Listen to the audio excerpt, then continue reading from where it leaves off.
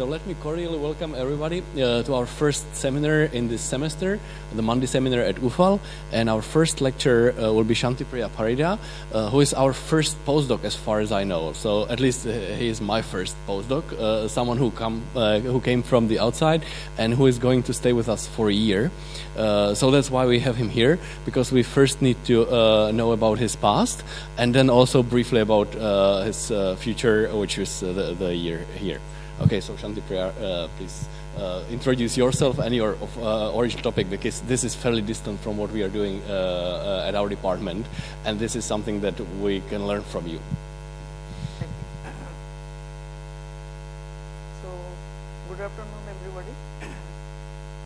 I'm going to, I think this is my introduction talk, where I'll divide it into two parts. First part is about myself, what is my past experience, my education and my professional experience, and in the second part I'll cover up all my research whatever I have carried out, and subsequently the postdoc plan which I'll conduct here during my stay.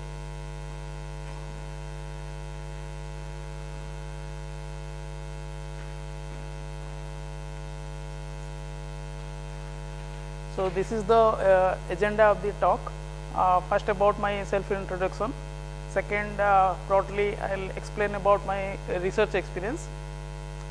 And third, about my research plan, the postdoc plan here. And end is the summary. So this is my experience. So so this is from, again, tale from I started my career from as a software engineer. This will be after my MTech. So it's basically my job experience catered to different domain. So it's not single domain. So I started from software engineer in NZIT. It is in a banking domain. It is basically Australia New Zealand banking group. So this is the company, banking company. So they have their own development center in Bangalore. So I started from there. After then I moved to Toriari's Business Solution. This is an US based company. So mostly it is a telecom company where they do for multinational clients. So mainly I was working for Orange UK. So they have their own fraud management system. So I was working as a tech lead there, and L3 support lead for Toriari's Business Solution. Then after then I switched my company to Huawei Technology India Private Limited. This is the I think everybody know all they are the manufacturer of mobile handset and many telecom equipment. And this is in India. This is the second largest R&D center after China, and I spent so many years, around 10 years, 7 months there. So I joined there as a senior software engineer. Then I become technical lead. Then slowly I moved to solution pre-sales, where my role is to bidding. When we used to get the project, so mainly I participate in the bidding phase and designing the solution and interfacing the client to convince the client, and participate in the technical pre-sales project. And recently after that, I joined here. So this is all about my professional career. And come to my education. I completed Bachelor of Science. I think I don't know about how maybe the pattern and the degrees are little variant from India to here. So this is a Bachelor of Science. Here we generally study about the physics, chemistry, math, and then I completed my Master of Computer Application. So this is a 3 years course. Basically, it's a master degree about all the computer science subject. Then after that I did my Master of Technology. So this is actually a specialization. Basically it's in computer science, but I have some specialization like artificial intelligence and stochastic modeling. So these two are my specialization. So I did my MTech dissertation at Machine Intelligence Unit. I think many of you heard that this is a renowned institution in India, Indian Statistical Institute under Professor Ashish Ghosh, and particularly my dissertation title was combination of classifiers. And after this I did my PhD. PhD also I registered in the same Utkal University, and my thesis title was classifying instantaneous cognitive states based on machine learning approach under guidance of Dr. Sachidananda Deori. He is the reader of FM University, Baleswar. So when I moved to this particular subject, so this cognition, so this cognition subject, maybe I can give a little hint that how I got into this particular subject.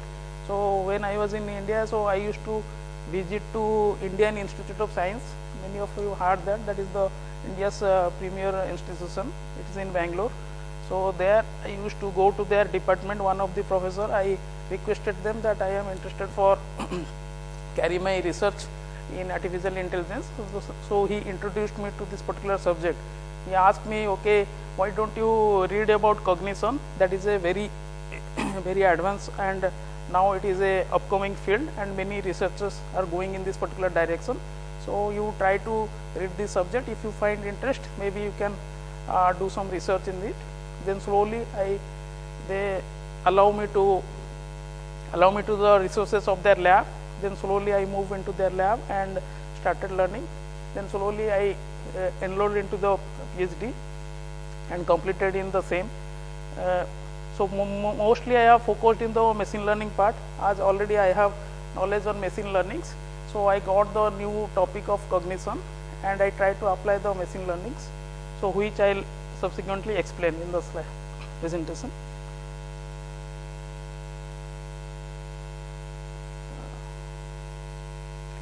And these are some of the, like while in job I did completed some of the certification. So this is mostly relevant to telecom. So TM Forum certification, this is mostly to telecom into, and also completed some of the courses like intelligent system programming, same from the Proficiency IISc Bangalore, and also project management and communication with IISc Bangalore. These are the some of the membership. And now after finish my PhD, so I am doing some of the review of this some of the papers, they are keep coming. So like Journal of Integrative Neuroscience, Journal of Central South University, Artificial Intelligence, the World Journal of Biological Secretary. So these are the currently I am doing some review in these journals. And these are some of the publications. So all the recent publications are there. So among these publications, maybe if anybody interested to know about this particular subject, maybe I can suggest this is actually survey paper I have written, machine learning approach for cognitive state classification and brain activity prediction. This is published in Current Bioinformatics. So this is a in-depth the survey paper. Actually we conducted all the what are all the machine learning techniques which are applied to the FMRI. We have I have a detailed note down all the things, and also all the techniques, what is their advantage and what is their disadvantage, and everything we have properly explained in this particular paper. If somebody is interested, maybe can go through it. And apart from that, actually these are the papers based on our experiment. These are published. So this is all about myself. Now I'll come to the second part, where I'll explain about my research topic. So I think this is a little bit new for all of you, or I don't know, means if somebody has idea about the cognition. So what is the broadly this is the motivation.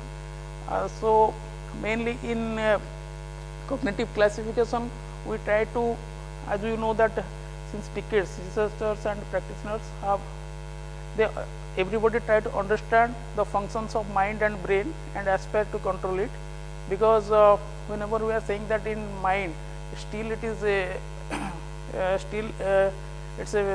still research is going on and nobody knows completely that how all our thought process is generating in the mind, because and how whenever actually if you know whenever you do any activity, there will be there is a particular brain region which is responsible for it. So how this thought process, or whenever we are telling about learning, so how this learning is there, so everything will be depends on the brain. And whenever now researchers are trying to know that what exactly is doing, like which part of the brain is responsible for which kind of activity. And so this brain, we generally call it brain imaging technology, so that it is possible to accurately decode a person's conscious experience based only on non-invasive measurement. Because whenever we are talking about FMRI, so generally in the FMRI experiment, it is a non-invasive. We are not entering any instrument inside the body, but outside it. So once you will enter into this FMRI setup, so we can collect the data of the brain region and we can measure it. Brain activity using the bold signals containing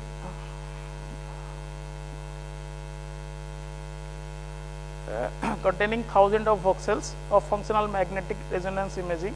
So mostly I will explain that what is this bold signals and what is how this magnetic resonance imaging technology works. So maybe I have to go to some.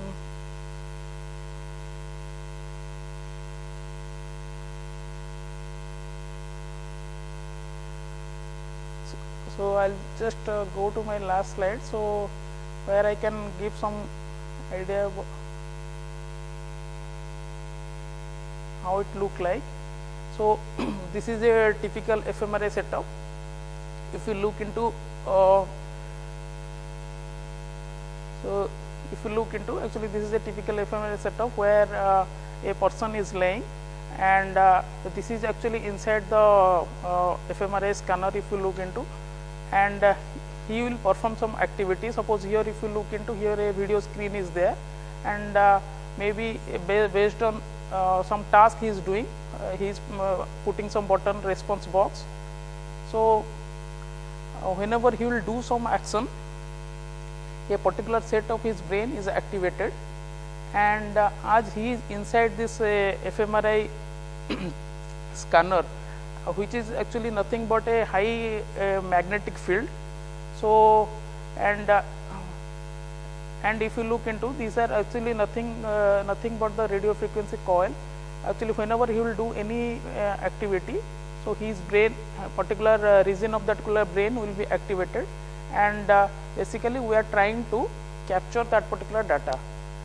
So whenever our data is actually nothing but some values will be there, so we will collect those values, and after that will generate. So this is a typical FMRI setup. So I think as you know that in medical terminology or in medical department, many of people, if you are having any brain diseases or anything, so basically they go through it to know that which like some mental disorder is there, like schizophrenia or Alzheimer's, so any disease is there. So to know that okay what is the disease, so basically so they do this activity, they will do some scanning activity. Now question comes that okay, this is okay, they do, but how this machine learning will be useful? Now machine learning techniques are actually very useful whenever we are talking about the data, because this FMRI generate very huge quantity of data. In it maybe it's millions of data is there. So, how we can process those millions of data and apply some machine learning techniques. Suppose for example, a typical example is there. Suppose a set of persons are there, those are having a normal brain is there, and some of the patients, they have some schizophrenia patients are there. So, whether is it possible that we can design one classifier which can classify the normal brain and abnormal brain. So, whenever we provide the data of set of data of the brain, so it can easily identify, okay, this is a normal or this is a abnormal. So, that is one example. Or in the same example of any cognitive activities, suppose a particular person is learning or a particular person is doing some activity. So, whether we can find out that which part of that particular region is responsible and whether what activity exactly he is doing. So, whenever if we input the brain image, so can we find out that or not? So, these are so many things are there, so many research areas are there, so which can be done. But basically in my our current experiment, we have mainly was focused about the learning activity, like if a person is doing something, whether we can able to classify that or not. So, I will go back to my slides. Before that, actually, as I told about that bold signal, this is actually this bold signal, how we measure. Generally, whenever a person we are putting into that fMRI scanner, how generally we measure. So, because if we look into, if you do some particular activity, your part of that particular neuron will be activated inside the brain. So, some part of the neurons will be activated for a reason, and those whenever the brain those are activated, generally they need more, there will be a, if you look into, this is nothing but a blood flow. So, generally what happens, the blood flow will be rises. So, if it is suppose for example, this is the blood flow. Now, if it is activated state, then blood flow will be increases. So, this is the bold signal. So, from this particular bold signals, the fMRI scanner try to measure the neural activity. And whenever we are talking about machine learning, so typically for the classifiers, as we know that for the classifier, I am explaining this again, otherwise I have to come to it. Yeah. So, basically we are trying to design one classifiers. So, this is a classifier system. Typically I have written, means explained in a mathematical terminology. So, if you look into, this is a function. So, in the fMRI, this is actually two states, state t to state t plus 1, and this is y. Y is nothing but we can call it as our class labels, or in this case maybe if we our classes will be different cognitive states, then we can find out that y will be different cognitive state, or this is a class label. So, where fMRI t to t plus n is the observed fMRI data during the interval from time t to t plus n, and y is a finite set of cognitive states to be discriminated. So, so if we look into now, whenever we are moving from this particular from time t to t plus n, and what will be its states. So, this is the function. So, basically if we look into the classifiers, and fMRI t to t plus n is the classifier prediction regarding which cognitive state give rise to the observed fMRI data. So, now basically what happened, this is same as our neural machine translation also. So, when we are giving some training data to the particular classifier to train it, and after that we are providing some new test data to this particular classifier, and whenever we are providing the new test data to the classifier job is to identify or predict the true class label, and true class label here is the different cognitive states. So, same example. So, this is a overview of that classifiers. So, this is a simple example of a classifier. So, in the same way we are we will train different classifiers for fMRI.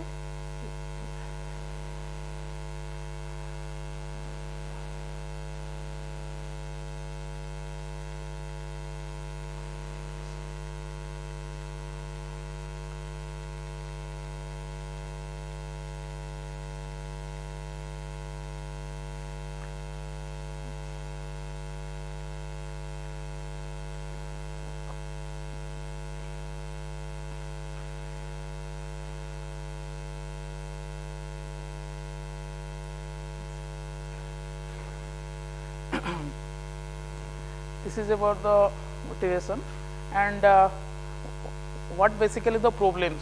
This is the problem statement. Actually, problem statement, two two major problems in FMRI or in the cognitive classification using machine learning techniques. First one is FMRI data, because this data set are very huge, and second is about the FMRI classification techniques. So this is the data. So I am giving one simple example. Now, how vast is the quantity of data? I think compared to this, we are doing this in numerical machine translation. This data, FMRI data is quite vast in nature. So for a typical experiment, if you look into, suppose for example a typical experiment. Before that, actually many of you maybe I don't know this words voxels. So voxels, generally what we call voxels is that, as you know, this is a pixel is there. So this is voxel is nothing but we call it as a volumetric pixels, or in 2 dimension we call it as a pixel, and in 3 dimension we call it as a voxels. So so in FMRA mostly you will use the terminology voxels, and for a typical FMRA experiment, suppose number of voxel is 10,000 and images 60 and trials is 30. So this can produce up to 18 million data points. So, and if you look into, so this is a typical voxel, volumetric pixel. It is in 3 dimension, and the problem is that, okay, this it is a very the quantity of data will be very high. So that is one of the challenge, and already I have explained. So it generates vast quantity of data, so which are rich and complex in nature, and the voxels which are more information about the mental task are used as features. Now problem is that now we have so many data, vast quantity of data. So one of the major challenges are about the feature selection, like which features we select, which are which have more promising result in classification accuracy, because considering all the data may not be useful for us. So basically for the features we are considering the voxels which have more information about the mental task, and the number of features is very high, and it is computationally infeasible to use all the available features, and it is likely impossible to consider all the features. So mainly we need to do the feature selection, and in the classification scenario the challenges is that different algorithms have different biases, and for particular data set the accuracy may differ from one classifier to another. So which classifier will choose it? So that is because maybe one classifier will be perform better for one set of data. So it's not a generalizable. So which classifier will choose it? Whether we will choose a single classifier or we will do some combining some classifiers. So how to do? So that is also another challenges. And for specific goals, we have emphasized on the performance. So emphasize the improving the performance of the proposed machine learning techniques. And whenever we are talking about performance, mainly we are focusing on the classification accuracy and time complexity when applying on the cognitive classification, and address the issue of trade-off between the number of features and computation time, emphasizing the appropriate feature selection technique.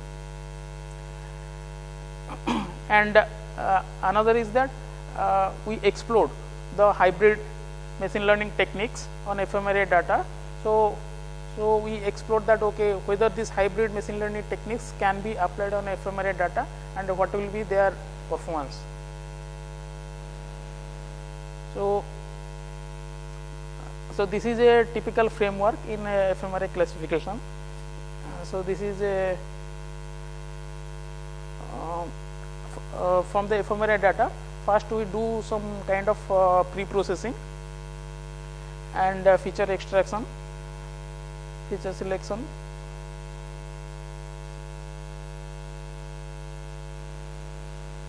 then the learning and classification, and finally the performance evaluation. So this is a typical framework. So most of these FMRI experiment, they do all this. And in what is a data pre-processing, now we got the raw signals. Mainly for FMRI data will be raw signals. So what we do in the data pre-processing, because in the data there are so many noises will be there.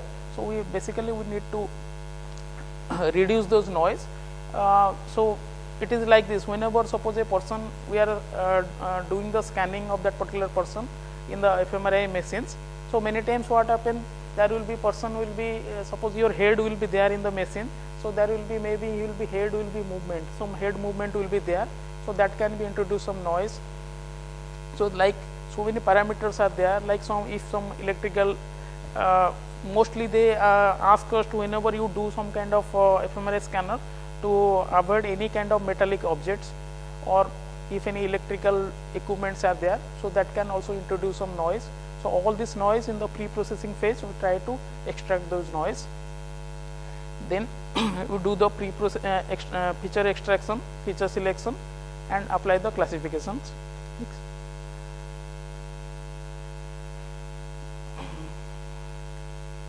So now I'll talk about some of the classifiers we have tested.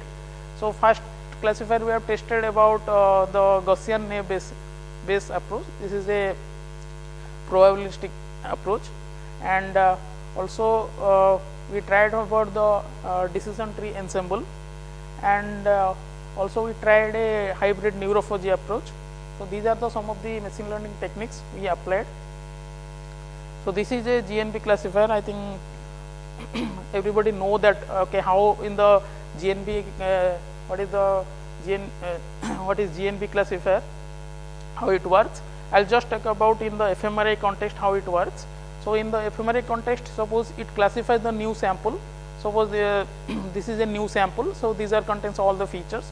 By estimating the probability, as you know that in GNP, it estimates the probability of Ci given X of cognitive states Ci. Suppose we assume that there will be two cognitive states, C1 and C2, given FMRI exhibition X. So X is nothing but we can call a observation where it contains all the data points.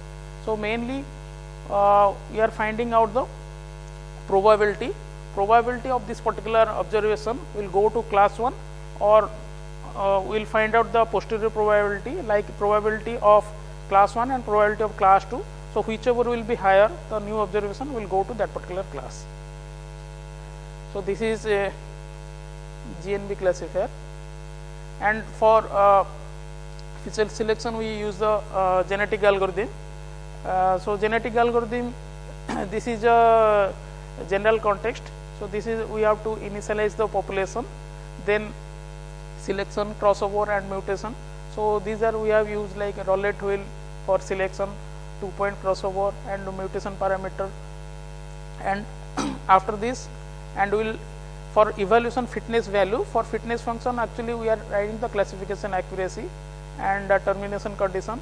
So basically in genetic algorithm we applied that particular features to in the hope that we can reduce the features and only select those features which have more contribution towards performance value, rather than selecting all the features. So this is the block diagram of that proposed technique. So this is a input data. So I'll talk about the data set also. In the input data, basically this experiment we carried out in MATLAB. So these are the .mat files and MATLAB processed files. So we applied the feature selection, and after feature selection we applied to the Gaussian GNP classifier, and we find out the result. And also we do for same after feature selection, but here we are for the decision tree. This is for support vector machine and multi-layer perception. So and we do a comparison study of each classifier. And for the data set, actually there will be one problem with the FMRI setup is there. If any data you want to collect, so for the data set actually you need to take permissions. Mostly actually data sets are whenever they do conduct some experiment, the data are like some patient's data or something. So you need to take appropriate permissions. So for this we take the CMU's public FMRI data repository, so which can be used, no problem. So here actually the data set basically it is talking about a experiment where to a particular person they show one image and ask that particular image and a particular text, and ask that particular person whether the image, after showing that particular image, they asked and show that particular text, and they ask whether that in the image is properly described in the text or not. In the simple terms, suppose for example, this is I will show one image and this is the sentence. So this particular image, so the sentence is the plus is above the star is above the plus. Suppose for example, I will show a particular person this picture and ask the plus is above the star, so he may say yes or he may say no. And whenever he actually whenever he say yes or no, so those what is his neural activity, so so those will be measured. So as I shown in the typical FMRI experiment, so generally how they do, they will put one display, and these things will be appear in that particular display, and they will given some button to that particular person and ask that particular person to press the button yes or no. And at that particular time, what is his which part of that particular brain is activated or which neural activated, so those they can capture it. And so for this actually they do a experiment. So the experiments conducted like this. It will be like this, suppose, and for the data collection will be happened in every 500 milliseconds. They will first stimulus will be sentence or picture, and they will presented at beginning of the trial. Suppose for example, this is the image 1. As I told that it will be collection of lot of images.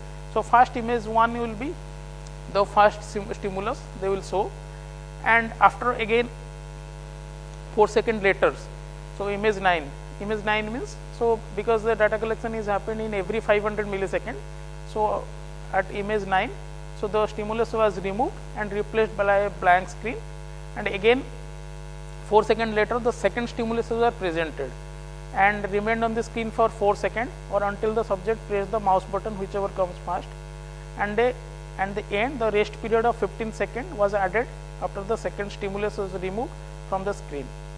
So it will be like this. First they will be something like this.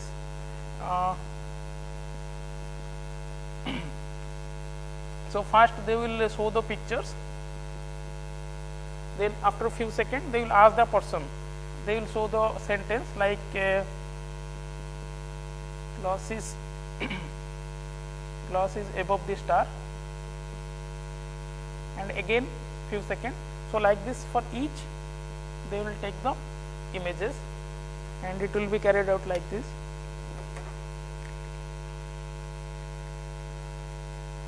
So total will be so the total trial will be listed for 27 seconds, and in each 500 milliseconds they take the images. So there will be 54 images, and there are 54 trials. Each trial consists of approximately 5000 voxels or features, and this data will be stored in a 54 cross 1 cell array with one cell per trial.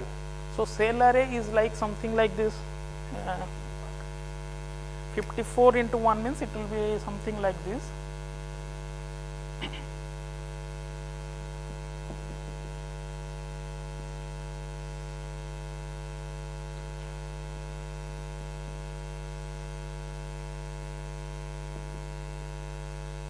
So, this like this. So, this is a cell array. Okay, already I have explained here something like this. So, this is 54 into 1, this will be data. So, if you look into, so each for each trial there will be one cell. So, there will be total of 54. So, each element in cell array is an n cross v array of observed FMRI activations, and the data is marked off with 25 to 30 anatomically defined regions or region of interest. So, what is region of interest? As you know that in particular our brain, so there will be different parts are there and different or we can call different regions, and these different regions are mainly responsible for particular activity.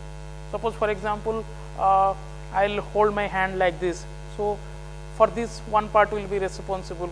So, I am learning something.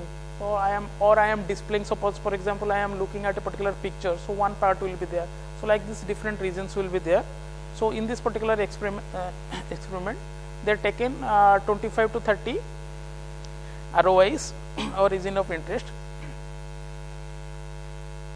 and this is suppose this is a typical voxel, how it look like at a particular course of time. So, if you look into this is actually this represents a single voxels. Voxels are nothing but actually if you look into granular level, it is just a signals, and the data if also these are like some signals only. So, this is a typical voxels at a particular time point. So, actually this can be drawn in MATLAB, we can draw this like this. And for the first experiment actually there is 6 subjects are there, subjects means 6 persons are there. So, we have taken for a single subject, this is the subject number 04847 considered for the experiment, and all in the first experiment we have considered all the regions all the regions, and additionally apart from pre-process actually data already processed, but what we did that we have filtered the data ignoring the rest condition. Rest condition means there will be actually in the data, as I told you that in some of the experiment, okay, this is they are showing they are displaying this particular picture, then sentence, and in the end there will be some rest condition. That means there will be a blank screen will be there, and that person is not doing anything. So, those have there will be no impact of those in the classification accuracy. So, only those data we just ignored, and finally we filtered the data set represented as we have represented into a feature matrix of size 2196 and 4698. So, this is for our experiment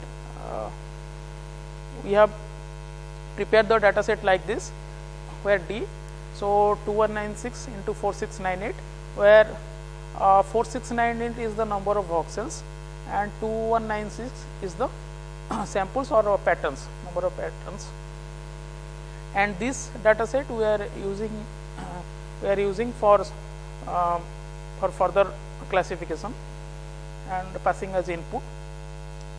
And for training and testing, this is the ratio 80:20, and for GA these are the some of the parameters we have set for population size, number of generation, selection function roulette, crossover function, mutation, and these are the DT parameter.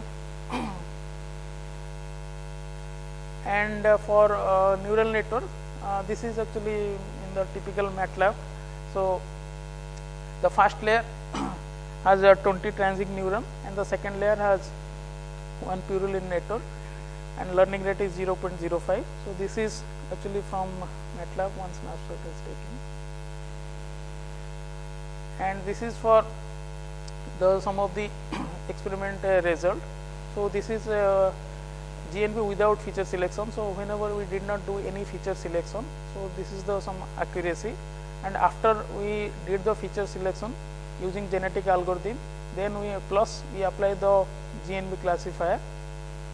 So, although the number of, if you look into, although there will be no significant improvement in the classification accuracy, but the thing is that the number of features are reduced to so low, because here we are considering around 5,000 number of features, but within the less number of features also we can get similar accuracy. Similarly for DT, decision tree without feature selection and genetic algorithm plus decision tree. So these are the some of the result, and we have shown in graphical representation. So GNB, GFS, and this is the number of features, computation time and accuracy. As we can show that okay, this number of features we can if it is less also we are getting almost similar accuracy, little more, but not so significantly, but the time will be very less. And in the same another experiment we did for decision tree ensemble. As you know that nowadays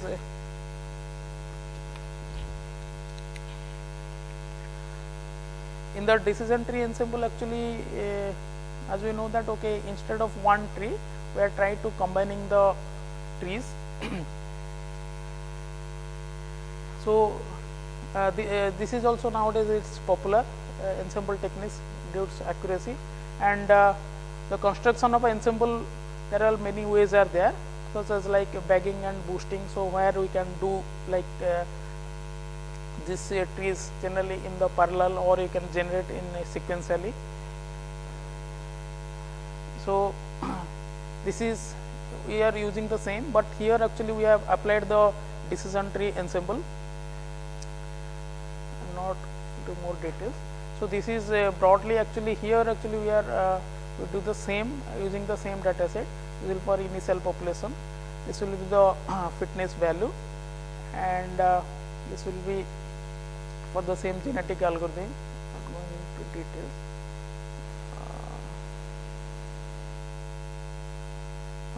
This will be for training and testing ratio.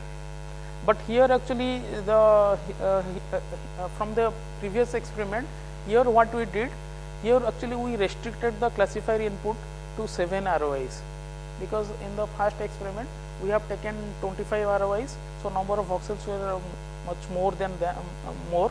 So here what happened, we have limited our experiment to only 7 ROIs. So these are the region of interest. So these are actually biological terms. Actually this is nothing but actually the brain regions. This is the biology terminology of that particular brain region, and this one is determined. So because some of the domain expert, they are telling that these are the most relevant for this, so we have restricted to 7 ROIs, and number of voxels it is reduced, we have reduced to 17-15, and this is the classification accuracy. So in ensemble DT so we have got 91.11, but whenever we use GA plus ensemble DT with the less number of feature 897, we can get up to the accuracy 94.76. So although actually it is not much, but still the accuracy is more with a less number of features. So these are this is the generation of the features, which features actually we have selected. This is the features numbers. So specifically we can also draw the feature based on its importance, and this is a typical snapshot of that particular, because it's a tree will be very huge, so we cannot draw. So but this will be for a sample of the trees. I think these values are not display here. If you enlarge it, can be display example of the tree, but one of the trees actually we have draw properly in one of the for paper publication we sent to, but their comment is that okay, we want a nice tree with that values properly. So again I have drawn that particular. So this is the number of features, and in accuracy and in the computation time. And a third experiment actually I have conducted about the fuzzy integral. So fuzzy integral we have used for neural network ensemble. For ensembling the neural network, we use fuzzy integral. This is one of the popular approach for combining the classifiers.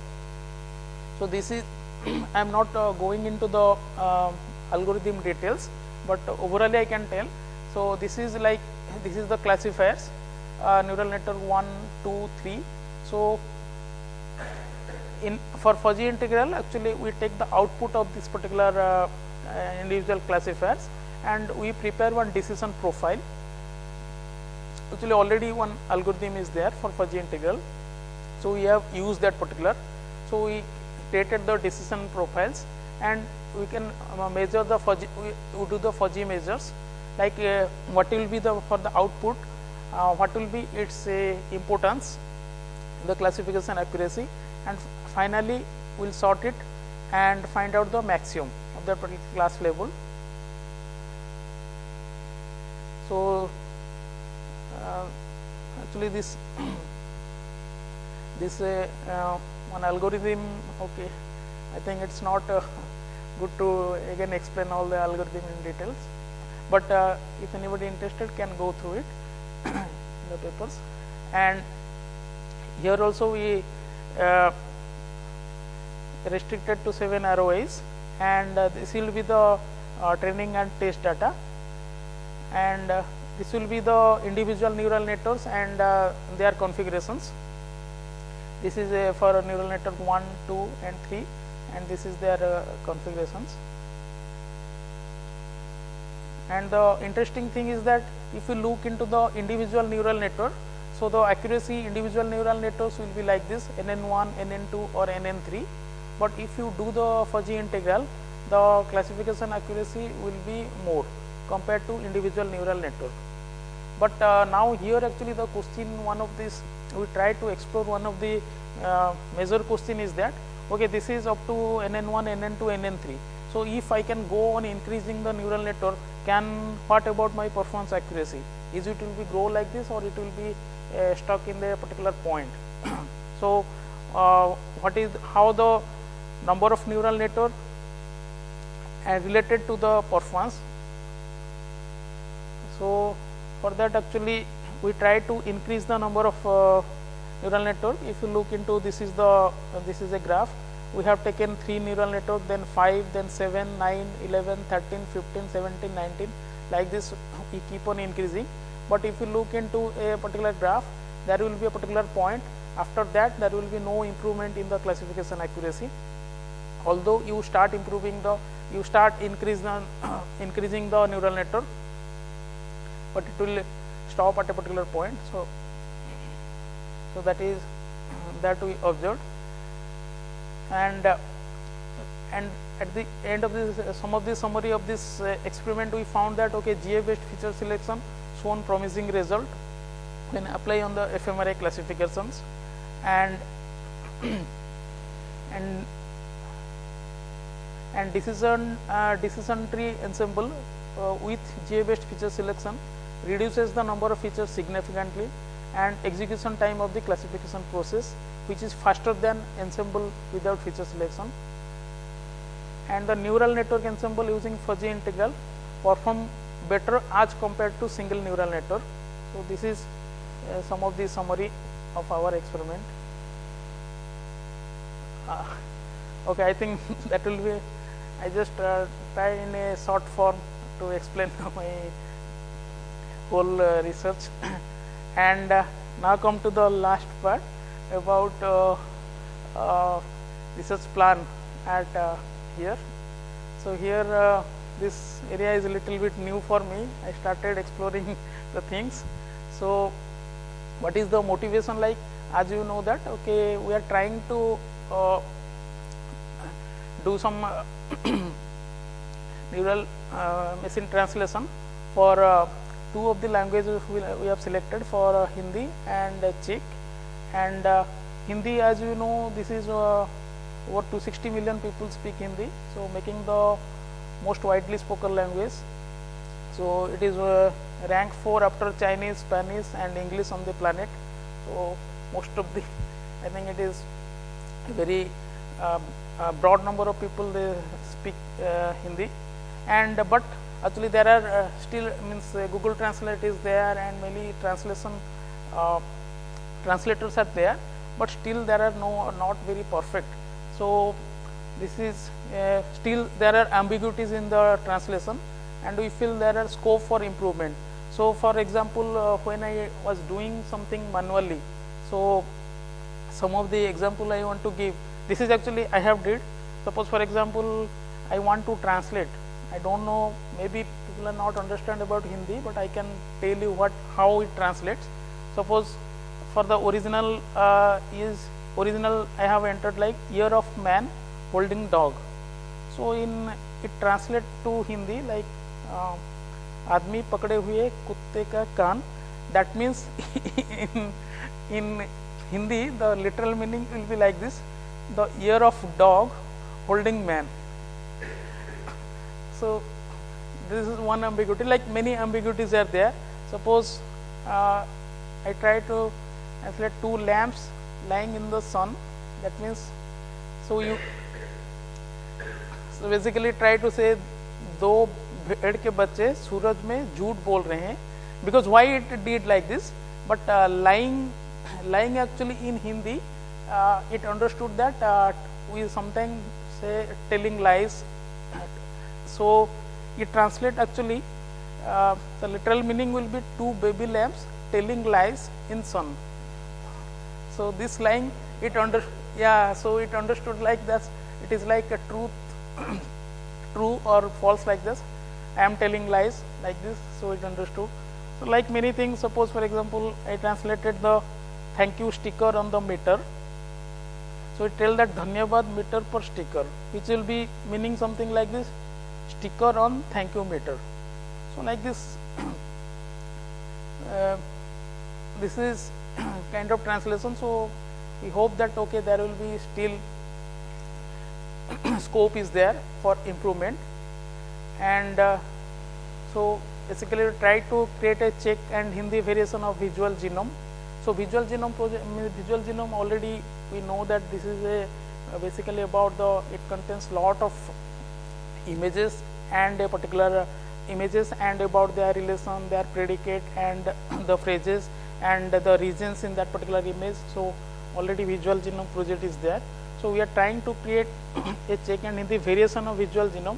So mainly we are focusing on small sentences or phrase or word. So basically we are focusing on small phrase or words and a multi-modal network, visual wordnet if you wish, and which can a dataset that links visual and textual information and is potentially very useful for training of multimodal neural machine translation. So if you look into, actually we are trying to link the image with the particular text to improve the accuracy.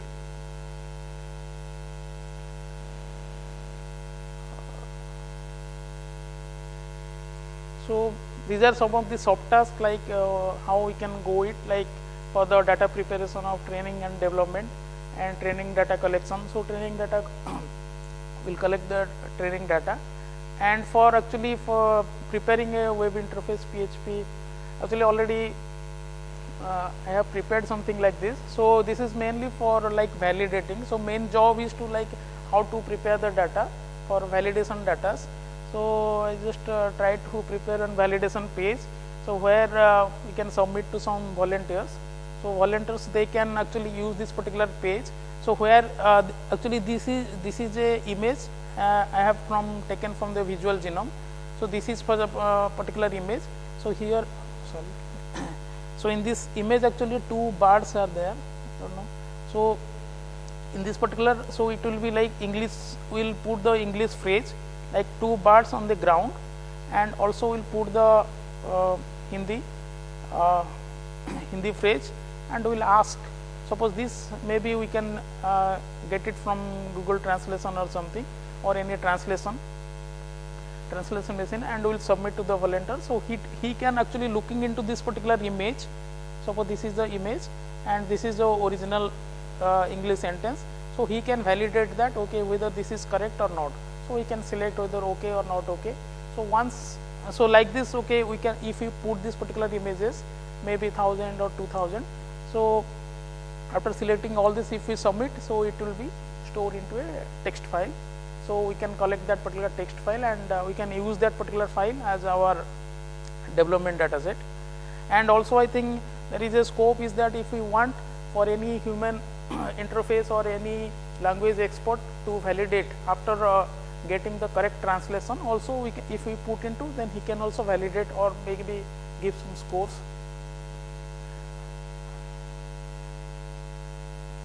So preprocessing, and also we will put some try to explore the preprocessing area. Already I think for Hindi there will be, as you know that there are so many rules are there like for a Hindi language. So if we do some preprocessing, so I'll check for the particular data set where is there any improvement or anything we can include for preprocessing for or some language specific Hindi or Czech for the rules.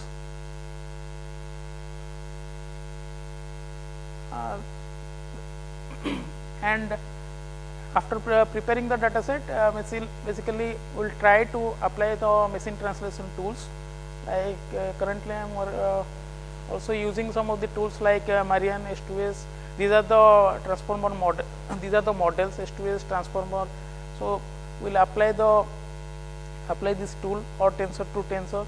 So we will check the performance, what will be its performance of any scope is there for any improvement for any model. So maybe that we need to explore. So some of the tools already I started using and getting some initial result, but it need to more careful to validate.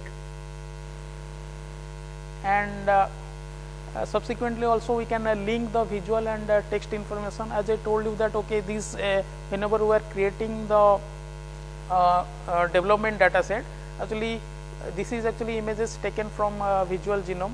So in Visual Genome, if you look into, they have taken this particular image and they have identified many regions. So so mainly we are also focusing on that. Okay, we can also take instead from the whole images. So we can also take the particular, we can identify some of the regions and take the particular wordings, and those also we can include in our development data set, which may increase the performance or accuracy level, it can increase. And mainly here idea is to linking the visual and textual information. So like one more issue also I found, maybe I want to highlight it.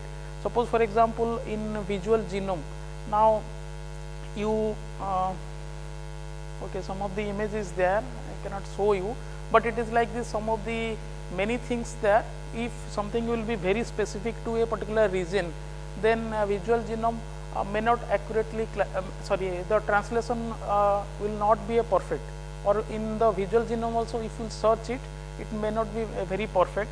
Suppose for example in India, how I can call suppose I cannot show the image. Suppose for example in India, suppose I have one image is there where a woman is there. So woman, generally in India there will be, it is written that woman with a dot mark on his forehead. Dot mark means something like this, a dot mark is there. But if you look into in India, this dot mark is nothing but in India we call it as a bindi or something.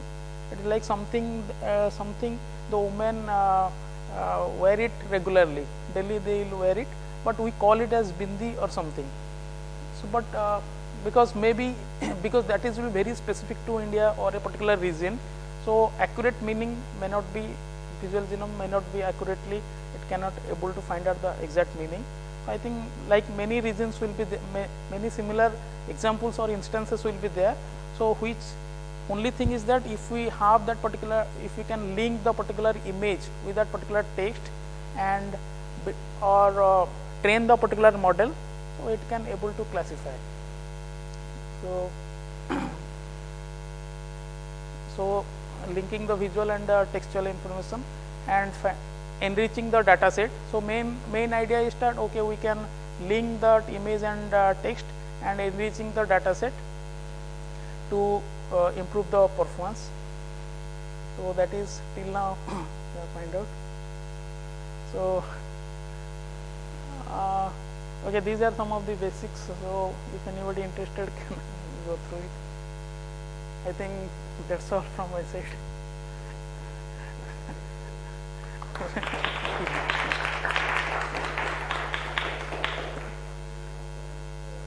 Questions, and they can be related to, well, India in general, or your past research on functional magnetic resonance and its interpreting in the classification, or the proposed work for the postdoc here. Yes. So anybody is interested for about this FMRI or this my future research, so welcome. Because I have not gone through much detail into FMRI, because that the subject is mostly it is relating to more on physics plus mathematics plus biology. Like this, it's a mixture of all these things. So may not be interested for all computer science people. So I just how much is relevant, I just try to explain this. So before others have any questions, I have one on the FM on the magnetic resonance already. So what was the most frequent baseline, or how many states you were classifying into, and what was the performance if you did not employ any machine learning technique? What would be just the most frequent baseline? Would you know that figure? Actually, in our experiment, there was only 2 cognitive states were there. Like, we call it as a picture or a sentence.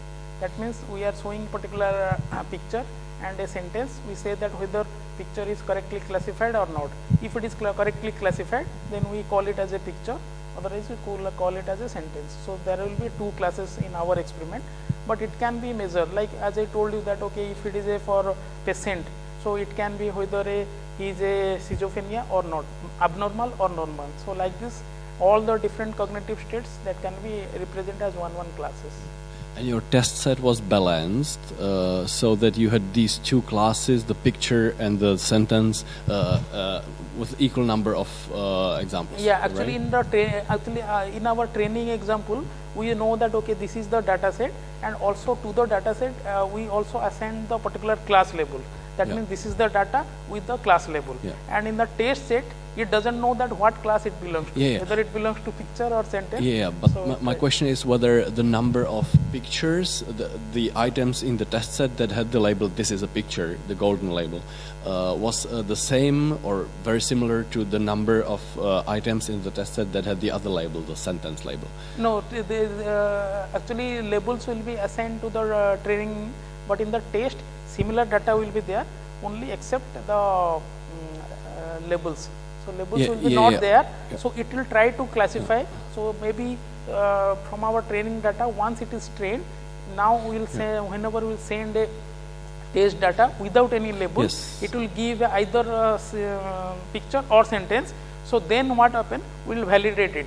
Whether that whether it has correctly classified picture to picture, or maybe it was actually picture, but test set it has classified as a sentence or something. So but if you so one of the standard baselines to do is to check if you just say a constant answer, if you do not run any machine learning whatsoever, and you just answer, if you just say that all the items are pictures, what would be the accuracy of this?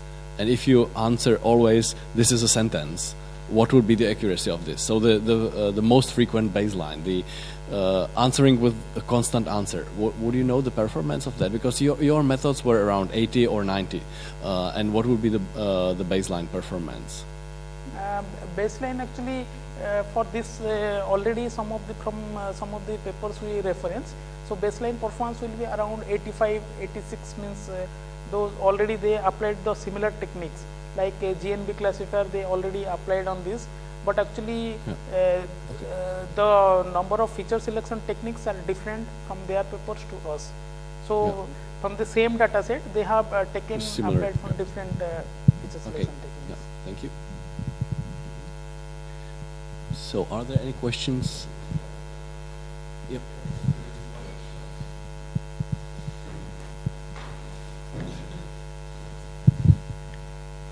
Okay, I'm wondering about the resolution of the images from the magnetic resonance, whatever. So if I'm not mistaken, the resolution of the images that you used was 100 times 100, right? Voxels. The dimensions of the image. 100 times 100, right? I think. Yeah. So is this a native resolution of the scanner, or was it mapped somehow from a higher dimensions, or? Actually, it depends on the scanner, because whenever depends on the scanner and depends on the experiment, like how much data they want to capture in that particular images. Actually, based on that particular based on that particular experiment, actually they set some different parameters, and based on that, actually these images are generated. Okay, so what would be the highest resolution that you can achieve with a modern scanner? I mean, this seems quite low to me. This 100 times 100. Yeah, this is. So one the dimension of one voxel was something like 3 millimeters times 3 millimeters. Yes. Yeah, so this is quite coarse. Yeah, that would be the word.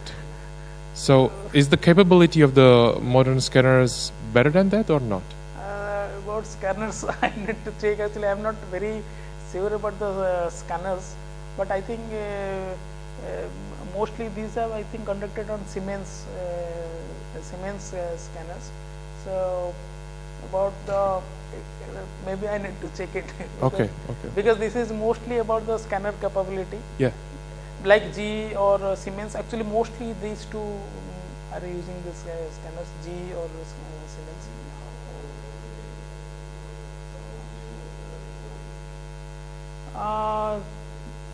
This is actually around 2013 they have. So maybe after that, because this technology is also go on changing. So FMRI scanners also, their capability also. Okay, thank you very much. Any further questions on the magnetic resonance or the machine translation into Hindi or Czech? So for the visual genome thing, I would just like to highlight that there is, if you can maybe go to the image with the visual genome, I'd just like to highlight this data set that, and to confess that originally the research proposal for Shantipriya when he was like applying for the postdoc was to create such a data set. To create a data set of images, collect a large number of images, run image labelers for many regions of each image, and then release this data set of labeled images. And then we got an LREC paper accepted with this abstract, and later we found that there is such a data set already out there in English. So we have withdrawn our LREC submission because there wouldn't be any point in trying to replicate something which has been done already at MIT. But the visual genome itself has only a stupid name, the genome. Because of that name, we haven't found it. So right now, if you want to use a big data set of text and images, and also manually labeled relations between objects in the image, so like the bananas hanging somewhere or something sitting on the table, then visual genome is the data set for you. And to further elaborate on the research goal that we have here with Shantipriya, as you have seen, the ultimate goal is to create a variation of this data set with labels in Czech and in Hindi. And for Czech, we will use our existing machine translation systems, and for Hindi, Shantipriya is training his own. But still, both the Czech and also the Hindi systems will have to be adapted to the particular type of text, which is usually short phrases instead of long sentences that we have in the training data. And also, we would really like to exploit the source side annotation. So we know that some texts are parts of they are descriptions of some regions, and in that region we have other texts that describe other elements in that picture. So if there is some ambiguity, for example, for the word mouse, whether it is a computer mouse or a real mouse, then maybe the surrounding objects and their labels can help the translation. And the idea is to come up with various modal variations and additional inputs to the machine translation system, so that it learns to make use of this richer context and pick a better translation. As you see already from the input, we can feed in either text only information, the context described using the labels from around, or we can also use the actual image information through the standard image processing neural networks. So if any of your research was related to this, then please get in touch, because I'm fairly new to processing images, and Shantipriya is totally new to machine translation as a whole, and adding context to machine translation is something which is highly salient, and everybody is trying to do that in an efficient way. So there is lots of topics to discuss even offline. So this is a welcome for anybody to just come to our office and talk to us, and also to the colleagues who are co-developing Neural Monkey, for example, because that's something where Neural Monkey could be used very well. We could use both the textual context description as well as the relations and the images. So there is lots of experimentation options. Yeah, so that was, instead of questions, only answers. I forgot to ask for it. I forgot to plan some questions. So would anybody like to ask any further? If not, then thanks, Shantipriya, again. Thank you for your participation. And hopefully in a year from now, you'll hear about the results.